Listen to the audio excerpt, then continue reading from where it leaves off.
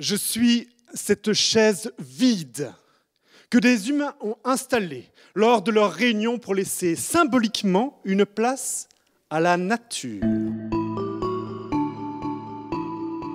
Chers citoyennes et citoyens en responsabilité, merci d'être présents et d'avoir répondu à notre invitation pour partager cette journée qu'on vous souhaite enrichissante, inspirante, mais aussi un peu décoiffante. Et donc une journée qui a pour but de questionner notamment l'innovation. Toute innovation, c'est d'abord une désobéissance. Une désobéissance qui a réussi, certes, mais une désobéissance avant tout. Et on trouve ça assez fondamental, car quand on parle d'innovation et que l'objectif est de changer la réalité des choses, tout d'abord il faut changer de regard et imaginer les choses autrement en faisant preuve de créativité. L'objectif de cette journée, c'est un peu un moment final de 2 ans de travail sur le territoire de l'arrondissement de Verviers. On a exploré plein de choses en termes de transition et de résilience du territoire avec notre approche basée sur la systémique et le vivant. C'était un moment pour rassembler une diversité d'acteurs, partager différentes réflexions et questionner notamment pas mal le rôle de l'État. L'État partenaire, c'est un État qui en fait aménage un espace permettant aux acteurs locaux de se saisir des opportunités qui leur sont données, d'inventer leurs propres solutions. Un petit peu comme dans un rapport pédagogique où on n'impose pas aux doctorants, à doctorantes de penser de telle ou telle manière, mais on crée les conditions qui permettent à celui-ci, à celle-là, d'inventer ses propres idées et de développer celle-ci en lui donnant confiance. Ça, c'est l'État partenaire.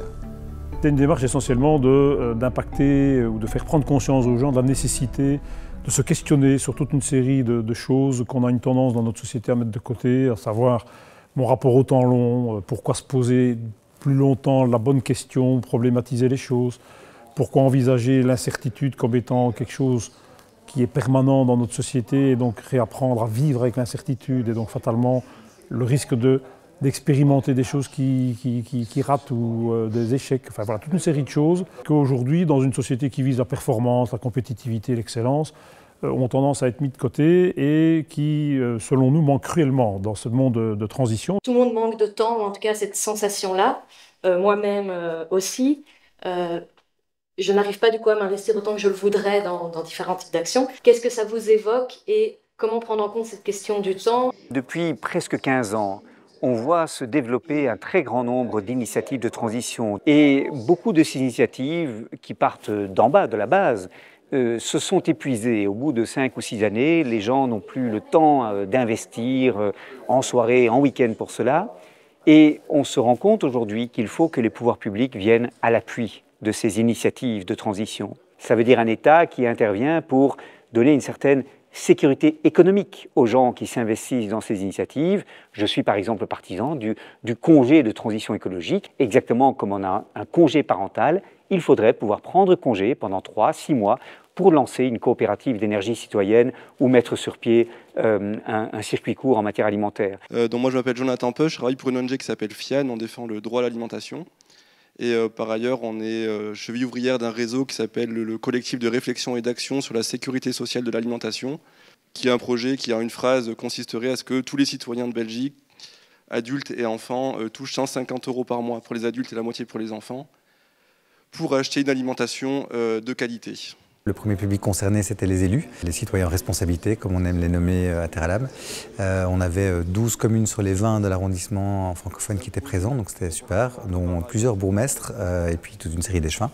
Un moment comme ceci, c'est un lieu d'inspiration potentielle pour eux, de provocation un petit peu, parce qu'on dit les choses et on amène des sujets qui questionnent sur le rôle et la place, ne fût-ce que plutôt que de parler d'élus, de parler de citoyens en responsabilité. Ça crée déjà une forme de décadrage, une forme de remise en contexte ou de remise en question d'un rôle qui parfois est positionné comme voilà, élu, ça veut dire quoi être élu. C'est déjà une question. Il y a deux manières de concevoir son rôle d'élu. C'est celui de meneur ou celui de facilitateur. Et dit ça change tout. Parce que dans le premier cas, on est dans un rapport de pouvoir, et donc on est fort dépendant de la continuité du meneur dans la durée.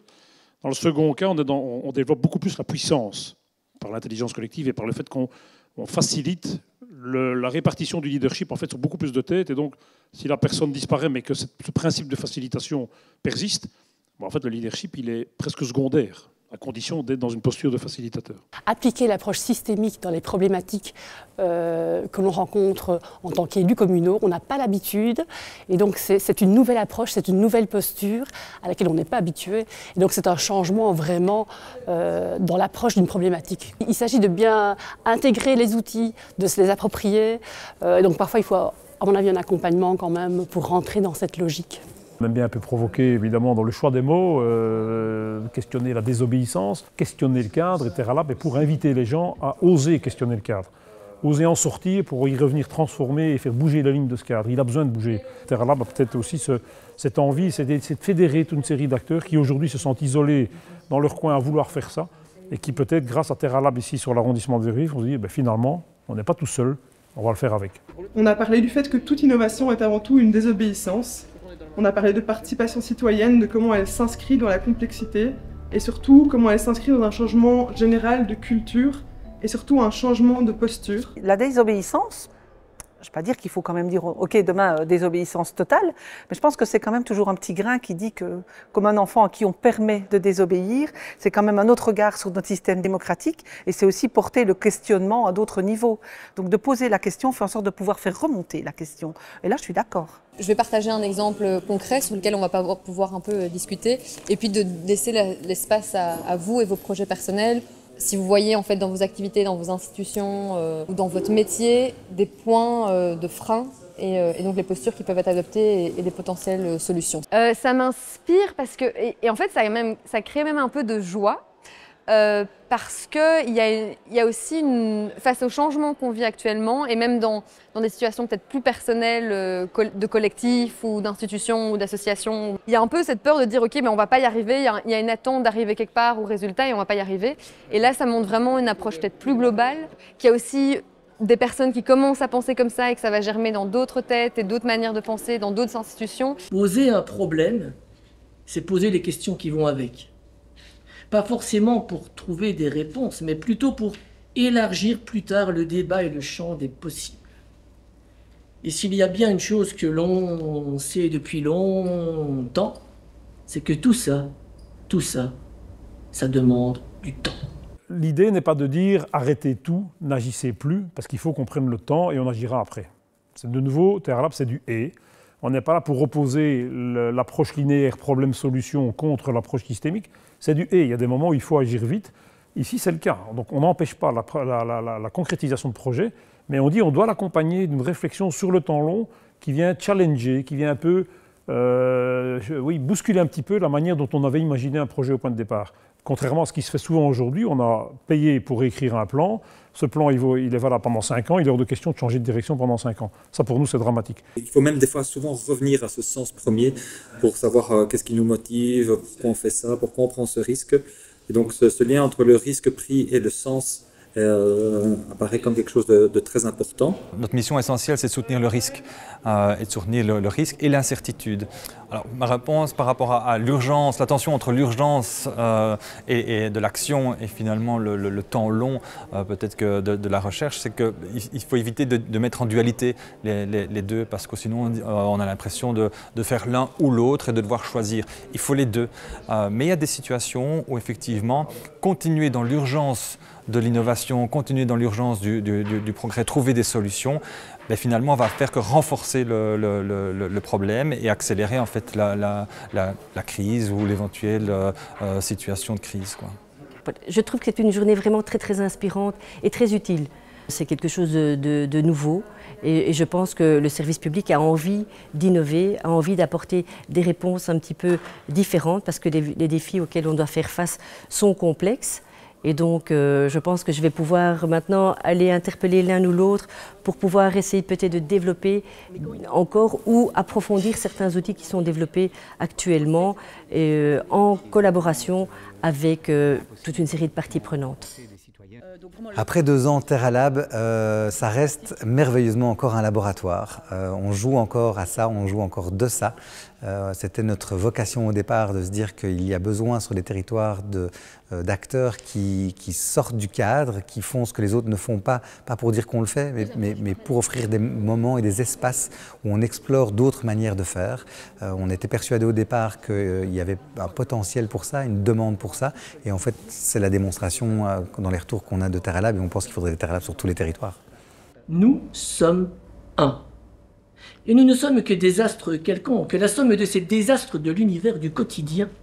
Oui, nous sommes des machines en transe, des corps célestes qui chouinent et dansent à la fabrique d'autres machins qui couinent, et même que c'est tout ce qu'on est, non? Une transition. Je ne suis pas la chaise pour la terre. Je suis moi-même la terre. Je suis de bois, de métal, de plastique. Je suis le résultat de centaines d'années nécessaires pour que ces matériaux existent. J'ai traversé le temps, les saisons, j'en ai croisé des vies, j'en ai nourri aussi. Je m'en suis nourri.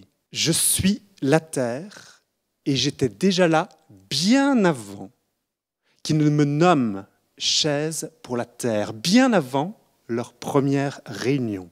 Ils pensent s'être élevés au-dessus du sol, mais ils ne se rendent pas compte que depuis longtemps, ils sont assis sur nos semblables, sur des chaises, sur la terre. Les chaises pour la terre ont toujours été là lors de leur réunion. Alors qu'ils aient besoin que nous soyons vides pour le comprendre, voilà qui me fait bien rire, mais qui me réjouit en même temps. C'est un petit pas pour une chaise, mais un grand pas pour l'humanité.